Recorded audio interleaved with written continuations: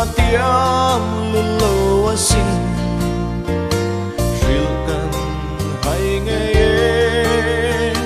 thin la na o na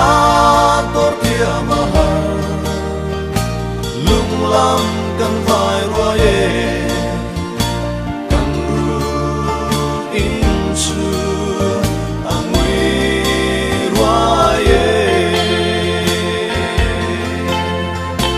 sai rèn cần reo thấy lâu xuân nụ ít đỡ lâu chúa cần ôm khô khăn sang ni hiane thiên la ya đi thở lệ truy xin Isu le lim kha zon te shil ti hai an chang le si min nem thiam reng hi kan tong si lo o na tor tia mahar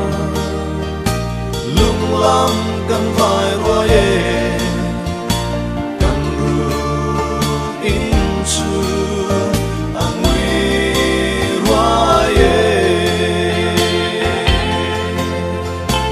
sai rèn cần reo thấy lâu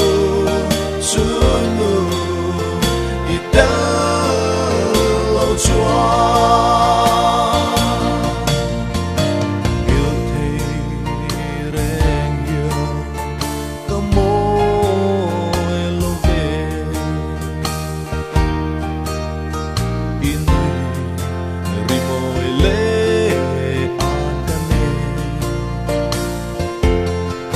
su tâm phố lâu về mà sẽ căn vòng rèn thiên lại rin la qua rê tôn mang ngô trong tô mà sẽ ô na tor tia mahar lung lam căn vai roye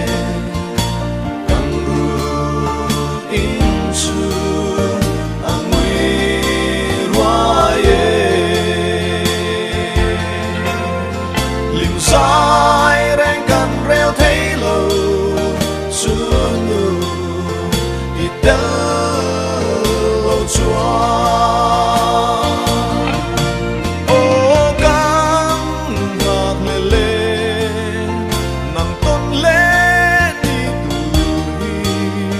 giật tuôn rắm môi khen về hôn chúa Tuhan in limin kan leng tuan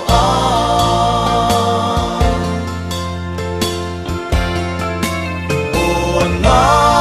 tor tia mahar lung lam kan vai roye